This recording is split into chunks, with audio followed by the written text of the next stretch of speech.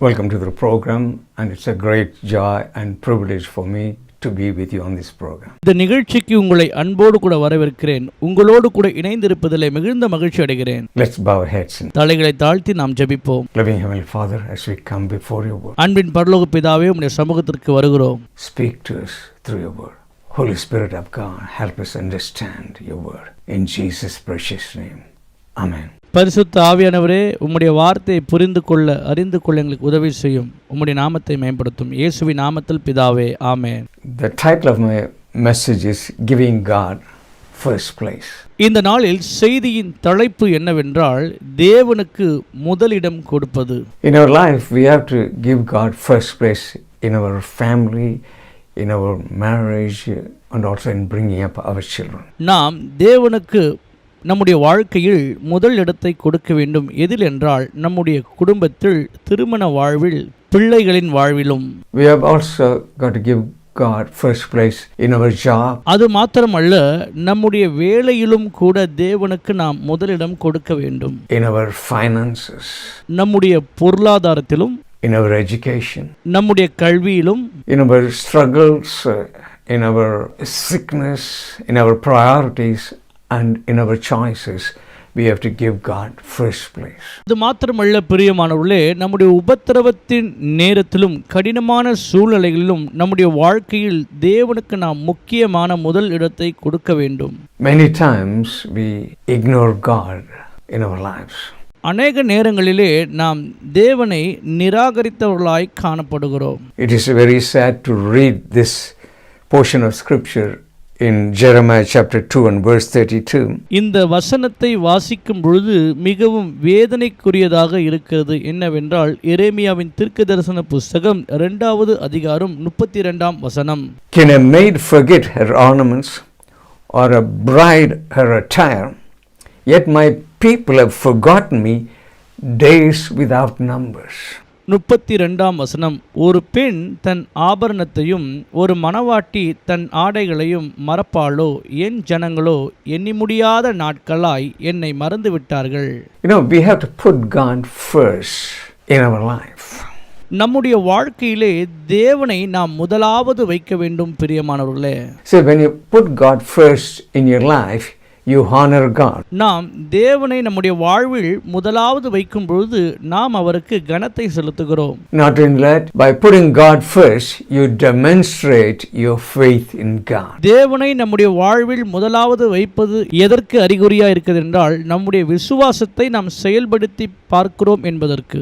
What happens? அப்படி என்றால் என்ன நடக்கும்? When you honor God and demonstrate your faith in God, God unlocks blessings in your life. நம்முடைய வாழ்வில் நாம் தேவனை முதலாவது இடத்தில் வைத்து தேவனை நாம் கனம் பண்ணும் பொழுது தேவன் நம்மை எல்லா விதமான ஆசீர்வாதத்தினாலும் நம்மை ஆசீர்வதிப்பார். Bible says without faith it is impossible to please God. வேதம் சொல்லுகிறது, விசுவாசம் இல்லாமல் தேவனை பிரியப்படுத்த முடியாது. When you give God first place, he will take you to places you've never been. நம்முடைய வாழ்வில் தேவனுக்கு நாம் முதல் இடத்தை கொடுக்கும் பொழுது நீங்கள் இதுவரையிலும் சென்றிராத புதிய இடங்களுக்கு, புதிய உயர்வுகளுக்கு தேவன் உங்களை கொண்டு செல்வார். When you give God first place, you will get exceptional favor. தேவனுக்கு நம்முடைய வாழ்க்கையிலே முதல் இடத்தை கொடுக்கும் பொழுது எல்லார் கண்களிலும் தேவன் நமக்கு ஒரு உயர்ந்த தயவை ஏற்படுத்தி கொடுப்பார். When you give God first place, impossible things become possible for you. நாம் தேவனுக்கு நம்முடைய வாழ்வில் முதலிடம் கொடுக்கும் பொழுது எது எல்லாம் சாத்தியமற்றதாய் இருக்கிறதோ அவைகளை தேவன் நம்முடைய வாழ்வில் சாத்தியப்படுத்துகிறவராய் காணப்படுவார். So we're going to look at 3 things. குறிப்பாக நாம் 3 காரியங்களை இப்பொழுது பார்க்க இருக்கிறோம். Giving God first place in our finances, giving God first place in our family, giving God first place in our struggles and our problems. தேவனுக்கு நாம் நம்முடைய வாழ்க்கையில் முதலிடம் கொடுக்கிறோம். எதிலே என்றால், நம்முடைய பொருளாதாரத்தில் தேவனுக்கு நாம் முதலிடம் கொடுக்கிறோம். நம்முடைய குடும்பத்தில் தேவனுக்கு நாம் முதலிடம் கொடுக்க வேண்டும். நம்முடைய உபத்திரவத்தின் மத்தியில். You know, the Bible scholars, Bible teachers speak about law of first mention. அநேக வேத சாஸ்திரிகளும் வேத பண்டிதர்களும் முதல் குறிப்பு சட்டத்தை குறித்து பேசியிருக்கிறார்கள். The law of first mention means the first time it's mentioned in the Bible, probably a principle or a theme that's mentioned first, and you find it throughout after the Bible. முதல் குறிப்பு சட்டம் என்றால் முதலிலே வேதத்தில் குறிப்பிடப்பட்ட காரியத்தை குறித்து அலசி ஆராய்ந்து முதலில் தேவன் எதை குறிப்பிட்டிருக்கிறார் என்பதை வேதத்தின் அடிப்படையிலே ஆராய்ச்சி செய்வதாகும். Here we are going to look at the first time offering is mentioned in the Bible. வேதாகமத்தில் காணிக்கை குறித்து முதலாவது எங்கே குறிப்பிட்டிருக்கிறது என்பதை குறித்து இப்பொழுது நாம் பார்ப்போம். It is found in Genesis chapter 4 and verse 3. And in the process of time it came to pass that Cain brought an offering of the fruit of the ground to the Lord. இந்த வசனம் எங்கே காணப்படுகிறது என்றால் ஆதியாகமத்தின் புஸ்தகம் 4ஆம் அதிகாரம் 3ஆம் வசனம். சில நாள் சென்ற பின்பு காயின் நிலத்தின் கனிகளை கர்த்தருக்கு காணிக்கையாக கொண்டு வந்தான். Verse 4. Abel also brought of the firstlings of his flock and of their fat. And the Lord respected Abel's and his offering. 4ஆம் வசனம். ஆபேலும் தன் மந்தையின் தலையீற்றுகளிலும் அவைகளில் கொழுமையானவைகளிலும் சிலவற்றை கொண்டு வந்தான். ஆபேலையும் அவன் காணிக்கையும் கர்த்தர் அங்கீகரித்தார். This is the first place where the offering is mentioned in the Bible. வேதாகமத்தில் இதுதான் முதல் முறையாக காணிக்கை குறித்து குறிப்பிடப்பட்டிருக்கிறது. And you see it's mentioned throughout the Bible afterwards. அதற்கு பின்பதாக நீங்கள் பார்ப்பீர்கள் என்றால் இதை குறித்து வேதாகமங்களில் பல குறிப்புகள் இருக்கிறது. We see Cain was a tiller of the ground and Abel was the keeper of the flock. நாம் பார்க்கிறோம் காயின் நிலத்தை பண்படுத்துகிறவனாகவும் ஆபேல் மந்தையை மேய்க்கிறவனாகவும் இருக்கிறான். Bible says Abel brought best sacrifice. வேதம் சொல்லுகிறது ஆபேல் மந்தையின் தலையீற்றை தேவனுக்கு கொண்டு வந்தான் என்று. We read in Hebrews chapter 11 and verse 4, by faith Abel offered to God a more excellent sacrifice than Cain.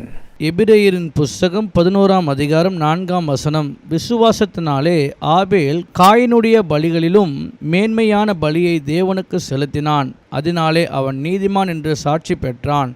அவனுடைய காணிக்கைகளை குறித்து தேவனே சாட்சி கொடுத்தார். அவன் மரித்தும் இன்னும் பேசுகிறான். Not going to go into detail of what happened there. இவைகளை குறித்து நாம் விலாவரியாய் இப்பொழுது பார்க்க போகிறது அல்ல.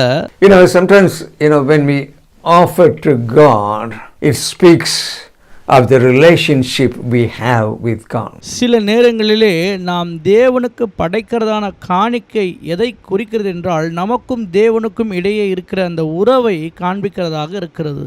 Here we see Cain's offering is non-descriptive. இங்கே நாம் பார்க்கிறோம் காயின் செலுத்தின அந்த பலிகளை குறித்து விலாவரியாக இல்லை. But when it speaks of Abel's offering, it speaks of the firstlings and of their fat, first and the best. ஆனால் ஆபேலுடைய காணிக்கை குறித்து சொல்லும்போது மந்தையின் தலையீற்றை கொண்டு வந்து சிறந்ததை தேவனுக்கு படைத்தான் என்று இங்கே பார்க்கிறோம். We see here Cain's offering was a lukewarm offering. காயினுடைய பலியை நாம் பார்க்கும்போது அது வெதுவெதுப்பான ஒரு பலியாக இங்கே காணப்படுகிறது. But it says Hebrews chapter 11 and verse 4, Abel offered a more excellent sacrifice than Cain. அதைத்தான் எபிரேயர் புஸ்தகம் 11ஆம் அதிகாரம் 4ஆம் வசனத்திலே குறிப்பிடப்பட்டிருக்கிறது. காயின் மந்தையின் தலையீற்றை கொண்டு வந்து தேவனுடைய நாமத்திற்காக சிறந்ததை பலியிட்டான் என்று. Abel offered a better quality sacrifice. ஆபேல் தன்னுடையதிலிருந்து சிறந்ததை தேவனுக்கு படைத்தான். So this is the first thing we are looking at, giving God first place in our offering or in our finances.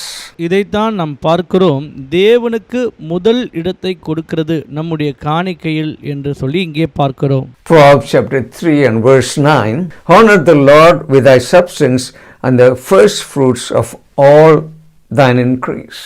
Verse 10, so shall thy barns be filled with plenty, and thy presses shall burst out with new wine.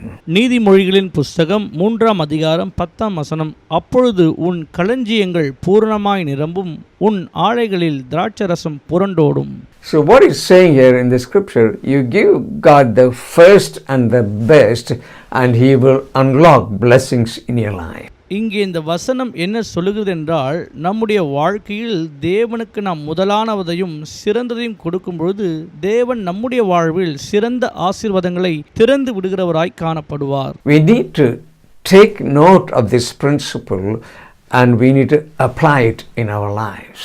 இந்த கோட்பாடை நம்முடைய வாழ்க்கையில் குறித்து வைத்துக்கொண்டு இதை நாம் அபியாசப்படுத்தும் பொழுது நன்மைகள் உண்டாகும். When we do that, God will open doors that no man can shut. இவைகளை நாம் செய்யும் பொழுது கர்த்தர் நமக்கு திறந்த வாசலை வைப்பார், அதை எந்த மனுஷனும் பூட்ட முடியாது. பிரியமானவர்களே, God will give you exceptional favor in your life. தேவன் நம்முடைய வாழ்க்கையில் நினைத்து பார்க்க முடியாத தயவுகளை நமக்கு ஏற்படுத்தி கொடுப்பார். So when you honor God and you demonstrate your faith in God, God unlocks blessings in your life. நாம் நம்முடைய வாழ்க்கையில் தேவனை கனப்படுத்தும் பொழுது, தேவனுக்கு முதலிடத்தை கொடுக்கும் பொழுது அவர் தம்முடைய உச்சிதமான நன்மைகளை நமக்கு வழங்குவார். So we got to put God first in our finances. இதைத்தான் நாம் பார்த்தோம். நம்முடைய பொருளாதாரத்தில் தேவனை நாம் முதலில் வைக்க வேண்டும். Secondly, we got to put God first place in our family. இரண்டாவதாக நம்முடைய குடும்பத்தில் தேவனை நாம் முதலாவது வைக்க வேண்டும். Sometimes we don't give God the first place. ஏனென்றால் சில நேரங்களில் நம்முடைய குடும்பத்தில் தேவனுக்கு நாம் முதலிடத்தை கொடுக்காமல் போகிறோம். There are people you come across, they've given first place to God when they receive the Lord in their lives. ஏனென்றால் அநேகருடைய வாழ்க்கையிலே பார்க்கும் பொழுது மக்கள் தேவனை முதல் முறையாக ஏற்றுக்கொள்ளும் பொழுது அப்பொழுது தேவனுக்கு முதலிடத்தை கொடுக்கிறதை நாம் பார்க்கிறோம். As a result of that, they've been ostracized from their family. அதனுடைய விளைவாக அவர்கள் தங்களுடைய குடும்பத்தின் மூலமாக நிராகரிக்கப்படுவர்களாய் காணப்படுகிறார்கள். I am a fourth generation Christian.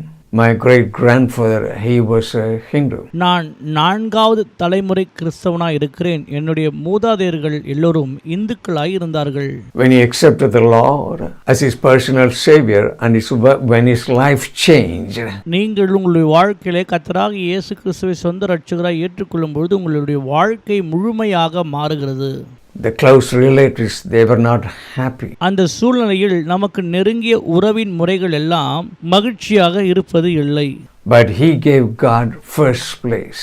ஆனால் அவர் தன்னுடைய வாழ்க்கையில் தேவனுக்கு முதலிடத்தை கொடுத்தார். He will not deny the Lord Jesus Christ. அவர் ஆண்டவராகிய இயேசு கிறிஸ்துவை ஒருபோதும் நிராகரிக்க மாட்டார். As a result of that, he was ostracized and totally thrown out of the family. இதன் விளைவாக அவர் குடும்பத்தால் நிராகரிக்கப்பட்டவராக, வீட்டை விட்டு அனுப்பப்பட்டவராக காணப்பட்டார்.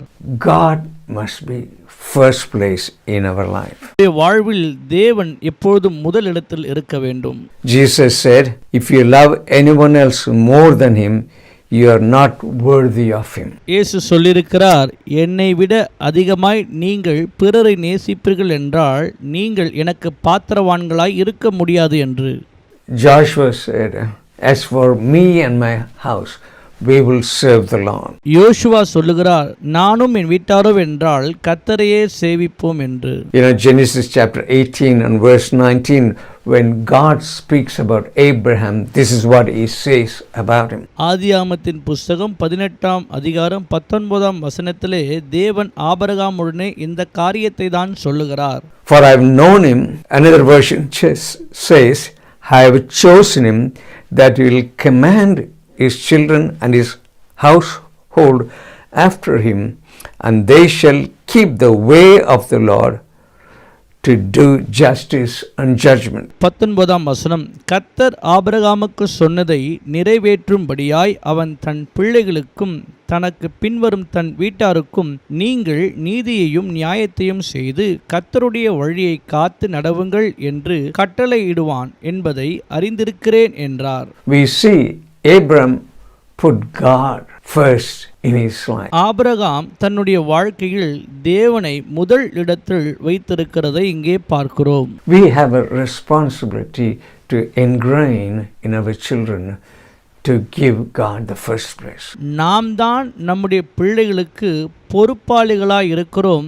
தேவனை அவர்களுடைய வாழ்க்கையில் முதல் இடத்தில் வைப்பதற்கு நாம் சொல்லிக் கொடுக்க வேண்டும். We got to lead by example. நாம் தான் முன்மாதிரியான வாழ்க்கையை வாழ்ந்து காண்பிக்க வேண்டும். Finally, we are going to look at the third point. We got to give God first place in our struggles and in our problems. மூன்றாவது குறிப்பாக நாம் பார்க்க இருக்கிறது என்னவென்றால், நம்முடைய பிரச்சனைகள் போராட்டங்களின் மத்தியில் நாம் தேவனுக்கு முதலிடத்தை கொடுக்க வேண்டும். So even sometimes when we have sickness, whatever it may be, we try everything else first and we come to God last. நம்முடைய வாழ்க்கையில் பலவீனமோ வியாதியின் படுக்கையிலே நாம் இருக்கும் பொழுது எல்லா மருந்து மாத்திரைகளை எல்லாம் எடுத்துவிட்டு பின்பதாக கடைசியிலே தான் நாம் தேவனுடைய சமூகத்திற்கு வருகிறவர்களாய் காணப்படுகிறோம். We're going to look at an example from the Bible, 2 Kings chapter 1. இதனை நாம் வேதத்தோடு ஒப்பிட்டு வேதாகமத்திலிருந்து ஒரு குறிப்பாக பார்க்க இருக்கிறோம். 2 ராஜாக்களின் புஸ்தகம் 1வது அதிகாரம். King Ahaziah fell through the lattice and he became very ill. 2 ராஜாக்களின் புஸ்தகம் 1ஆம் அதிகாரத்திலே ஆகாசியா வியாதிப்பட்டு மரணப்படுக்கையிலே விழுந்தான். We see here he sent messengers to inquire of the god of the pagan, the god of Ekron, whether he will recover from his sickness or disease or not. Ahaziah தன் மரண படுக்கையிலே விழுந்த பொழுது அவன் அந்நிய தெய்வங்களாகிய எக்ரோன் இடத்திலே போய் விசாரித்து இதிலிருந்து தனக்கு நிவர்த்தி கிடைக்குமா என்று சொல்லி அவன் விசாரித்ததை இங்கே நாம் பார்க்கிறோம். As you read that portion of scripture, we see the angel of the Lord said to Elijah, go and meet these messengers. அந்த வேத பகுதியை நாம் பார்க்கும் பொழுது ஒரு தேவ தூதர் எலியாவினிடத்திலே வந்து நீர் போய் அவரை சந்தியும் என்று சொன்னார். And this is what when he met the messenger, he said to them, is there not God in Israel that you gone and inquired the God of Ekron? அந்த தேவ தூதர் அந்த மனிதரிடத்திலே இப்படியாய் கேட்டார், இஸ்ரவேலில் தேவன் இல்லையா? நீங்கள் போய் எக்ரோன் மற்ற தெய்வங்களிடத்திலே போய் விசாரித்தீர்களே என்று சொல்லி. He didn't seek the God of Israel. The king Ahaziah was seeking the god of Ekron, the pagan god. Ahaziah ராஜா முதலாவது தேவனிடத்தில் போகாமல் எக்ரோன் என்று சொல்லப்படுகிற மற்ற அந்நிய தேவனிடத்திலே போய் தன்னுடைய காரியங்களை குறித்து விசாரித்ததை இங்கே பார்க்கிறோம். Elijah said to him, thus saith the Lord, thou shalt not come down from that bed, but thou shalt surely die. அப்போது எலியா தீர்க்கதரிசி அவருக்கு விரோதமாய் சொன்ன வார்த்தை என்னவென்றால், நீ படுக்கையிலிருந்து எழுந்து கொள்ளாமல் அதிலே மரித்து போவாய் என்பதாக. He did not give God the first place. ஏனென்றால் அவர் தேவனுக்கு தன்னுடைய வாழ்க்கையில் முதலிடத்தை கொடுக்கவில்லை. We need to give God first place in our life. கிறிஸ்துவுக்குள் பிரியமானவர்களே, நாம் நம்முடைய வாழ்க்கையில் தேவனுக்கு முதல் இடத்தை கொடுக்க வேண்டும். We're going to look at another example from 2 Chronicles chapter 20. 2 நாளாகமத்தின் புஸ்தகம் 20ஆம் அதிகாரத்திலே இன்னொரு குறிப்பை நாம் பார்ப்போம். King Jehoshaphat hears the news that Ammonites, Moabites and the people besides them are coming against the nation of Judah or the kingdom of Judah. Ammon புத்திரர்கள் யோசபாத் ராஜாவுக்கு விரோதமாக எழும்பி படையெடுத்து வருகிறார்கள் என்று சொல்லி யூதாவின் ராஜாவாகிய யோசபாத் கேள்விப்பட்ட பொழுது, but when he hears the news, he did not seek the assistance of the neighboring kings or the kingdoms. பேர்பட்ட செய்தியை தான் கேட்டபொழுது பக்கத்து நாட்டில் இருக்கக்கூடிய மற்ற ராஜாக்களிடத்தில் போய் ஆலோசனை அவர் கேட்கவில்லை. King Jehoshaphat did not call his generals to come and give him the battle plan, but Bible says he feared and sought the face of the Lord. தன்னிடத்தில் இருக்கிறதான தளபதியிடத்திலே போய் எப்படி நாம் யுத்தம் செய்யலாம் என்கின்ற திட்டத்தை போய் அவர் கேட்கவில்லை. அவர் தேவனுக்கு பயந்தபடினாலே தேவனுடைய சமூகத்தையும் முகத்தையும் தேடினார் என்று வேதம் சொல்லுகிறது. When he was facing The nation was facing total annihilation. He sought the face of the Lord. தேசத்திற்கு மகா பெரிய உபத்திரம் வரும் என்கின்ற செய்தியை கேட்ட பொழுதிலும் கூட அவர் தம்முடைய தேவனை நோக்கி அமைதியாய் அமர்ந்திருந்ததை இங்கே பார்க்கிறோம். So as a result, the word of the Lord came to Jehoshaphat through the prophet. அதன் விளைவு என்னவென்றால் தீர்க்கதரிசியின் மூலமாக யோசபாத் ராஜாவிற்கு கர்த்தருடைய வார்த்தை உண்டாயினது. He said, the battle is not yours, the battle is mine. வார்த்தை என்னவாக வந்தது என்றால் யுத்தம் கர்த்தருடையது என்பதாக.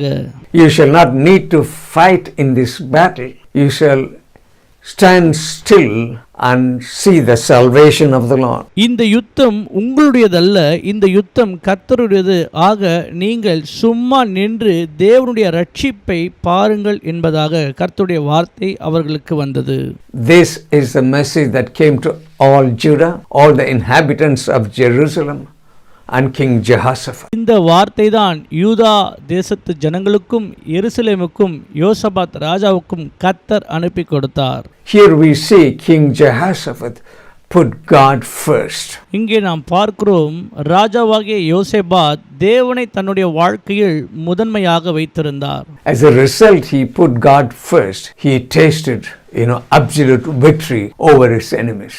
தேவனை தன்னுடைய வாழ்க்கையில் முதன்மையாய் வைத்ததன் விளைவாக யோசபாத் ராஜா தன்னுடைய எதிரிகளின் மீது வெற்றியை இங்கே ருசி பார்த்தார் என்றுதான் நாம் சொல்ல வேண்டும். In our conflicts and in our struggles, we need to seek God first. நம்முடைய வாழ்க்கையின் பிரச்சனைகள் போராட்டத்தின் மத்தியில் நாம் தேவனை நோக்கி பார்க்க வேண்டியது மிகவும் அவசியமா இருக்கிறது பிரியமானவர்களே. God has to be number one in our life. தேவன் தான் நம்முடைய வாழ்க்கையில் முதலாவது நபராய் இருக்க வேண்டும். As I said, when we put God first, He will take you to places and to the countries where you've never been. நான் முன்பதாக சொன்னது போலதான் தேவனை நம்முடைய வாழ்க்கையில் முதன்மையாய் வைக்கும் பொழுது நீங்கள் அறியாத இடங்களுக்கு, அறியாத நாடுகளுக்கு கர்த்தர் உங்களை கொண்டு செல்லுவார். When you put God first, He will give you exceptional, uncommon favor in your life. தேவனை நம்முடைய வாழ்க்கையில் முதன்மையாய் வைக்கும் பொழுது நம்முடைய வாழ்க்கையில் தேவனுடைய தயவு பெருகிறதாய் காணப்படும். When you put God first, He will make impossible things possible. நாம் தேவனை நம்முடைய வாழ்க்கையில் முதன்மையாய் வைக்கும் பொழுது சாத்தியமற்ற காரியங்கள் நமக்கு சாத்தியமாகும்.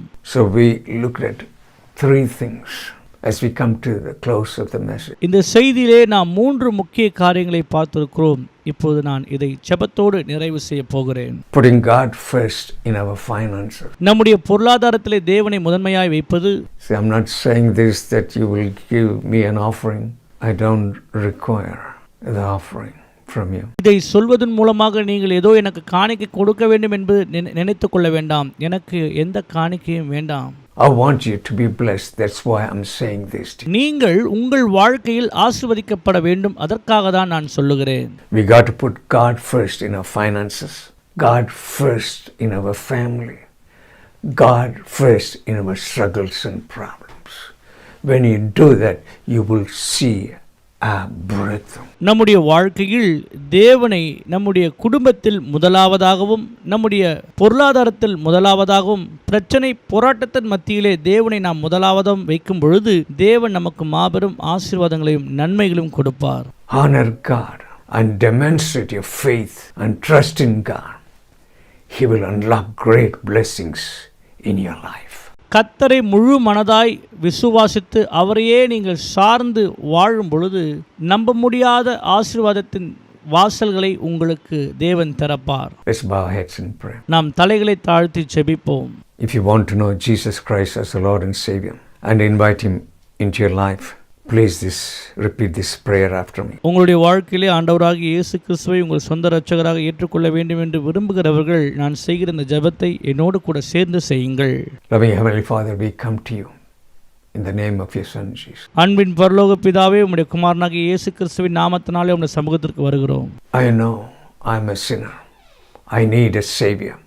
I believe that you sent your Son Jesus, who died for me on the cross of Calvary and took my sins upon himself. ஆண்டவரே, நான் ஒரு பாவி என்று உணர்கிறேன்.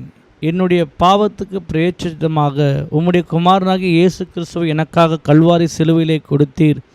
உம்முடைய குமாரனுடைய தியாகத்தினாலே இன்றைக்கு நான் பிழைத்திருக்கிறேன். அதற்காக உமக்கு ஸ்தோத்திரம். Forgive me of my sins. Cleanse me of all unrighteousness. Lord Jesus, I receive you, personal Savior and Lord, in Jesus' name. Amen. ஆண்டவரே, என்னுடைய எல்லா அநீதிகளையும் பரிசுத்தமாக்கும், என்னுடைய எல்லா பாவங்களையும் கழுவி அருளும். இயேசுவே, உம்முடைய என்னுடைய சொந்த இரட்சகராக என்னுடைய வாழ்க்கையிலே ஏற்றுக்கொள்ளுகிறேன். இயேசுவின் நாமத்தில் பிதாவே, ஆமென். Loving Heavenly Father, we come to you. அன்பின் பிதாவே, உம்முடைய சமூகத்திற்கு வருகிறோம். Lord, we look at your word. Help me to put God first in every area of our life. ஆண்டவரே, ஜெபிக்கிற உம்முடைய பிள்ளைகளுடைய வாழ்க்கையிலே நீர் முதன்மையாய் இருப்பதற்கு அவர்களுக்கு உதவி செய்திடும்படியாய் ஜெபிக்கிறேன். Lord, please help the listeners. Lord, I pray there may be people with needs. ஆண்டவரே, இந்த செய்தியை கேட்டுக்கொண்டிருக்கிற உம்முடைய பிள்ளைகளுக்காக ஜெபிக்கிறேன். அவர்களுடைய வாழ்க்கையில் இருக்கிற எல்லா தேவைகளுக்காக ஜெபிக்கிறேன். I pray in the name of Jesus. Whatever the problem may be, family problem or physical health problem, whatever it may be, I pray in the name of Jesus, they'll experience a healing, a release of your power upon their lives. In Jesus' precious name, Amen. கிறிஸ்துவின் நாமத்தினாலே ஜெபிக்கிறேன். உம்முடைய பிள்ளைகளுடைய வாழ்க்கையில் காணப்படுகிறதான சுகவீனம், பலவீனம், குடும்பத்தில் காணப்படுகிற பிரச்சனைகள், போராட்டங்கள் எல்லாவற்றுக்கும் மேலாக தேவனுடைய வல்லமையை இப்பொழுதே கட்டவிழ்க்கிறேன். இயேசுவின் நாமத்தினாலே உம்முடைய ஜனங்கள் உம்முடைய விடுதலை உணர்வார்களாக. விடுதலை கொடுத்ததுக்காக உமக்கு ஸ்தோத்திரம். இயேசுவின் நாமத்தில் பிதாவே, ஆமென். May God bless you and I'll see you in the next program. கர்த்தர் உங்களை ஆசீர்வதிப்பாராக. மற்றொரு நிகழ்ச்சியிலே உங்களை சந்திக்கிறேன்.